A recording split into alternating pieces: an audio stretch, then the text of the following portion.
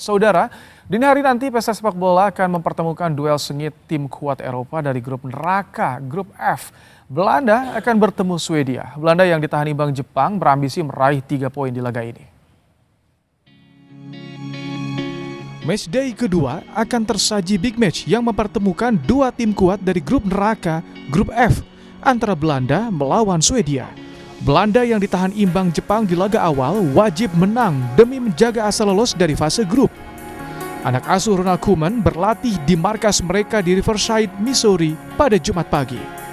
Pertandingan di Houston, Texas menawarkan kesempatan bagi Oranje untuk meraih kemenangan pertama di pentas bola dunia. Sementara di kubu lawan berbekal kemenangan telak 5-1 atas Tunisia, Swedia berada di atas angin. Alexander Isak dan Victor Gyökeres sama-sama ingin mengulang kesuksesan saat melawan Belanda. Kini Swedia masih bertengger di peringkat 1 klasemen sementara grup F. Kedua tim akan bertemu pada siang hari Sabtu di Houston dengan tujuan masing-masing tim untuk menguasai grup F. Dalam laga kedua ini, Ronald Koeman diperkirakan masih akan menurunkan skuad yang sama kalau ditahan imbang Jepang. Duet Gakpo dan Summerville di kanan kiri akan menopang serangan bagi Malen. Sementara Frankie de Jong masih akan jadi jenderal lapangan tengah.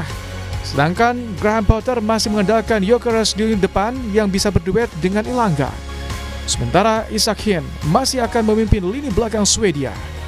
Pertandingan Belanda melawan Swedia akan digelar dini hari nanti di Stadion NRG Houston, Amerika Serikat.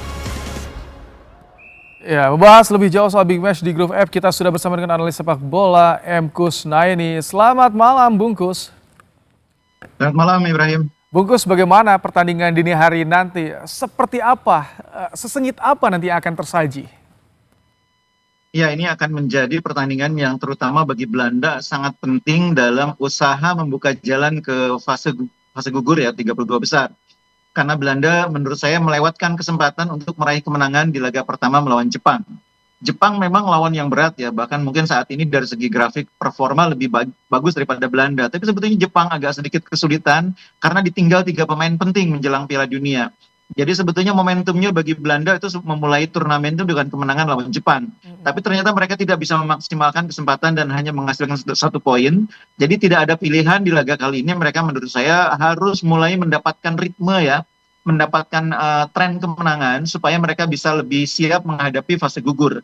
Belanda ini kalau lolos ke fase gugur aja sih peluangnya besar sekali ya, karena laga terakhir justru lawan tim yang paling lemah.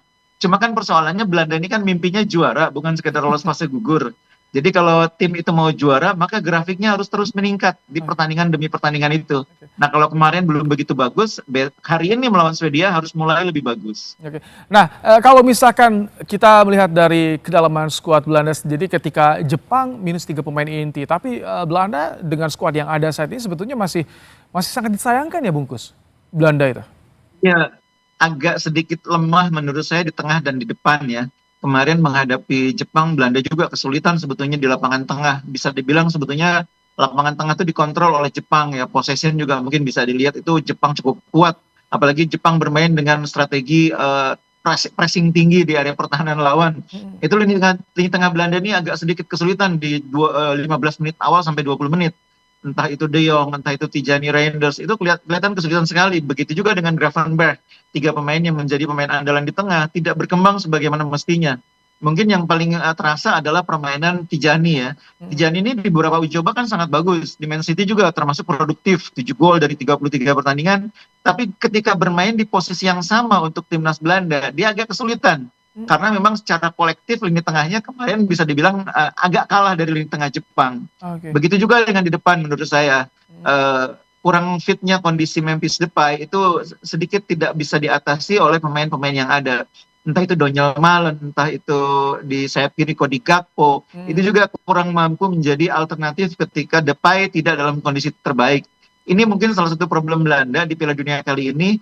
Terutama di tengah dan di depan itu materinya agak sedikit tipis. Oke, ini sedikit angin PD, percaya diri justru mengalir pada Swedia. Graham Potter akan memainkan seperti apa game plan nanti lawan Belanda? Iya, kita melihat bagaimana di laga pertama Swedia ini bermain agresif ya. Oke lah, lawannya memang di bawah ya.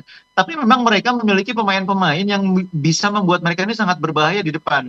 ada Alexander Isak, ada Victor Gyökeres, ada Elanga. Ini pemain-pemain yang sudah teruji kemampuannya di Liga Inggris, dan di timnas Swedia pun mereka capsnya sudah cukup banyak ya, rata-rata sudah di atas 30. Jadi kombinasi Gyökeres bersama dengan Isak ini menurut saya salah satu kombinasi lini depan yang paling berbahaya, terutama di fase grup ini ya. Kelebihan Swedia mungkin memang kekuatan di depannya ya. Sayang memang mereka juga punya problem dengan Belanda. Lini tengahnya tidak begitu kokoh ya. Lini tengah mereka menurut saya salah satu titik lemah yang belum terekspos di laga pertama. Nah, lawan Belanda mungkin ini tantangannya menjadi akan lebih berat bagi lini tengah Swedia. Walaupun mereka punya dua striker yang kategorinya premium, ada Isak, ada Gyökeres. Tapi kalau lini tengahnya kalah duel, akan repot juga menciptakan peluang-peluang berbahaya. Begitu juga dengan lini pertahanan. Lini pertahanan Swedia juga belum terlalu teruji. Bahkan kalau kita lihat pertandingan uji coba yang dihadapi oleh Swedia juga kan sebetulnya tidak terlalu positif ya. 2025 mereka praktis tidak pernah bisa meraih hasil yang bagus. 2026 juga masih up and down. Jadi ini tantangan besar bagi Swedia bagaimana menghadapi Belanda ini kalau bisa survive 1 poin. Oke. Kalau misalkan tadi di second line memang masih dirasa agak berat nih pertarungannya. Apakah set piece, bola-bola mati termasuk sepakan pojok akan menjadi juga kartu truf nanti di pertandingan yang sangat ketat, Bungkus? Iya, ini nih tim-tim Eropa kan memang punya keistimewaan di situ ya, bola-bola mati. Belanda kan kita lihat bagaimana Van Dijk juga menjadi senjata yang ampuh ya, menghadapi Jepang yang memang tidak begitu kuat dalam bola atas. Itu Van Dijk menjadi obat bagi sulitnya menembus pertahanan Jepang. Tapi kalau Swedia kan lebih kuat di sisi itu ya.